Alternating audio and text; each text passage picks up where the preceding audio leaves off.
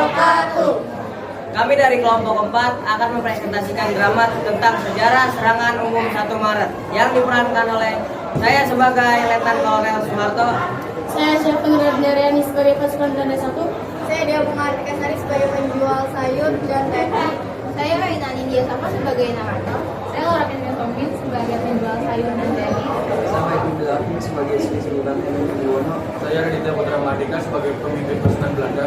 Saya Didi Swasto sebagai pasukan Belanda. Selamat menyaksikan.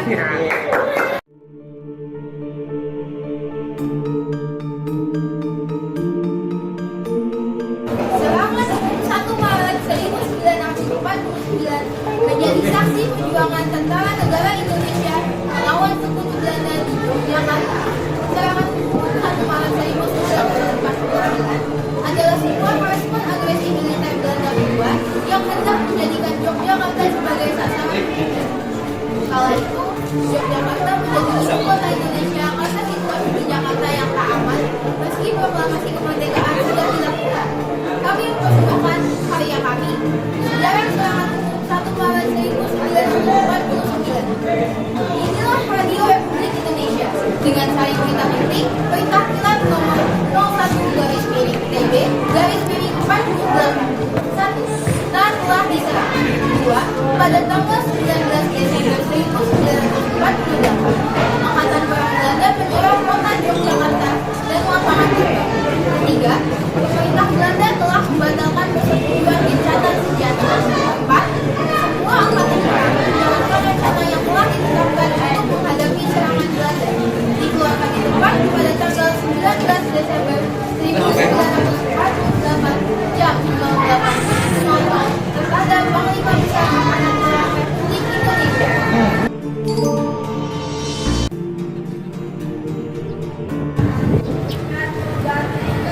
Gimana Bu dagangannya? Laris? Lumayan Bu, masih bisa buat makan sehari-hari.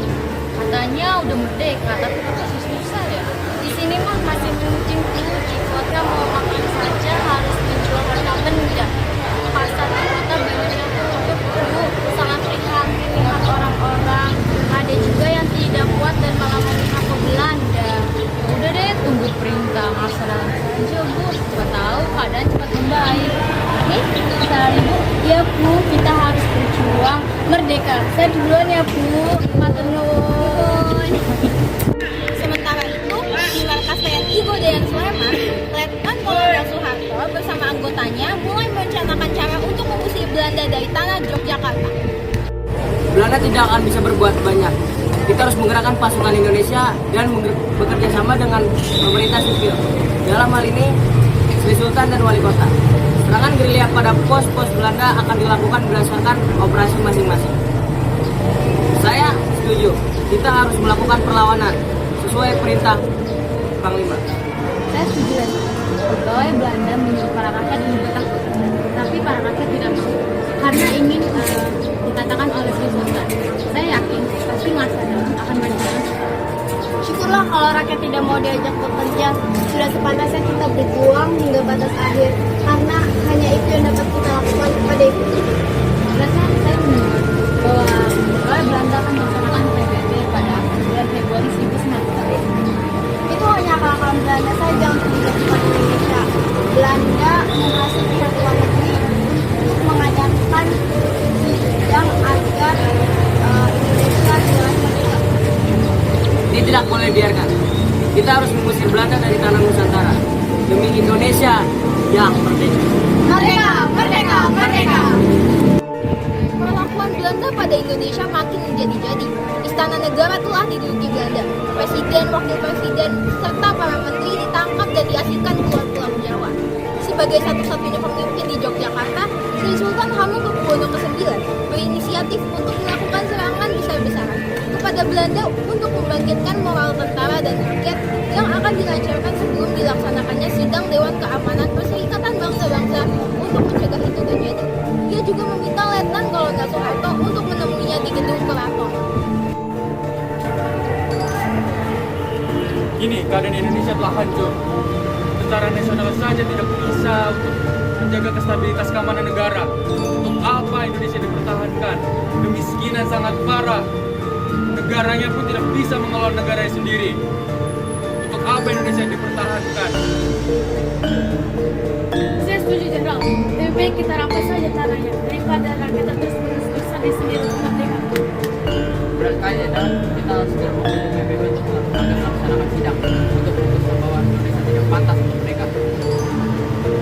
Saya rasa Indonesia boleh menyerah dengan kemerdekaan. Pemimpin negaranya yang sangat proklamasi, namun kemana yang sekarang? Rakyat hancur, kelaparan, dan negaranya pun kacau. Lagi pula, apakah mereka tidak pernah sudah berabad-abad kita jajah? Benar Jenderal, lebih baik kita menjadi bersama dengan rakyat. Saya yakin bahwa mereka sudah bohong dengan peraturan kita selama ini. Melonggarkan peraturan tidak akan membuat mereka terbaik dari kita, bukan? Saya setuju. Lagi pula negara mereka sudah hancur. Apalagi yang mau diselamatkan? Hahaha. Pertemuan Letnan Kolonel Soeharto dan Sri Sultan Hamengkubuwono ke-9 dilaksanakan. Sebelum diadakannya pertemuan ini, Letnan Kolonel Soeharto telah terlebih dahulu mendapatkan persetujuan dari Jenderal Sudirman. Pertemuan tersebut dilaksanakan di Gedung Keraton Ngayogyakarta Hadiningrat pada 13 Februari 1949.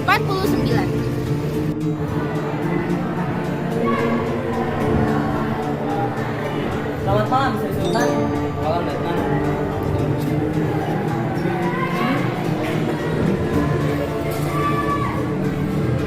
Apa kabar? Selalu dengan semangat dan murah.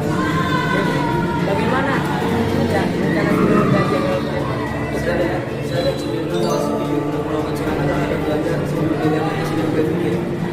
Kita harus menghentikan Belanda yang telah menghancurkan Indonesia selama lebih dari 3 abad. Kita tidak akan membiarkan Belanda menyerang Jakarta. Saya sangat setuju. Kita harus menghentikan Belanda sebelum rencana busuknya menimbulkan dampak buruk bagi rakyat. Baiklah, rencana penyerangan kita mulai dari sekarang. Saya meminta dan mengingatkan untuk menyiapkan pasukan senjata dan menyiapkan serangan dalam waktu 2 minggu. Apakah Anda sanggup? Saya sanggup. Merdeka. Menjelang serangan umum 1 Maret 1949, pasukan Tentara Nasional Indonesia memasuki kota Yogyakarta. Pasukan tersebut dipimpin oleh Letnan Kolonel Soeharto serta Letnan Arya Bung dan Letnan Rasudin. TNI mempersiapkan sarana dan prasarana yang akan digunakan pada saat penyerangan. Pada malam sebelum serangan, para gerilyawan banyak berdatangan ke Yogyakarta. Para gerilyawan militer tanpa rumah penduduk bahkan bersembunyi di dalam bunker sebelum melakukan penyerangan terhadap pos-pos Belanda.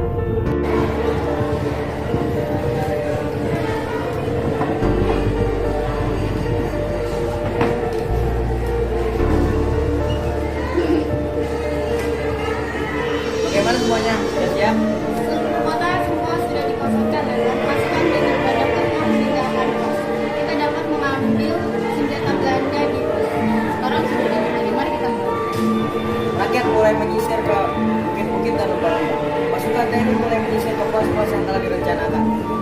Serangan ini untuk ibu pertiwi kita, Indonesia di masa depan. Merdeka, merdeka, merdeka. Seluruh pasukan segera berpencar menuju tempat-tempat persembunyian masing-masing. Tak lupa mereka memanjatkan doa kepada Tuhan Yang Maha Esa agar serangan dapat berjalan dengan lancar dan rakyat Indonesia dapat hidup aman dan damai tanpa bayang-bayang pendeta. 1 Maret 1949 pukul 06.00. Serangan umum dimulai yang ditandai dengan dibunyikannya sirine. Pertempuran terjadi di seluruh suara senapan, bom, dan teriakan histeris terdengar nyaring di setiap lini. Para TNI mengerahkan seluruh tenaga mereka untuk mewujudkan Indonesia merdeka. Musnahlah Belanda. Untuk bumi merdeka tidak butuh lakukan kecualian. Sudah 3,5 abad kamu bodohi. Saatnya kami berdiri. Kalian tidak pantas menginjakan kaki di tanah kami. Saya mengaku kalah. Kami akui persiapan kalian memang hebat, tapi kalian tidak bisa menghentikan sidang kami. Sidang akan dibatalkan. Dunia bisa melihat bahwa Indonesia telah bangkit. Keterbatasan kami bukan tidak akan mematahkan semangat kami. Kalian tidak bisa melawan kami. Tentu kami bisa. Sekarang pergi dari sini, jangan tetap menginjakan tanah di tanah kami. Pasukan Belanda terfokus dalam markas pertahanan. Penyerangan yang mendadak dan serentak dilakukan dari segala penjuru kota memalukan pasukan Belanda, karena pasukan Belanda hanya dapat bertahan di markas-markas. Hal tersebut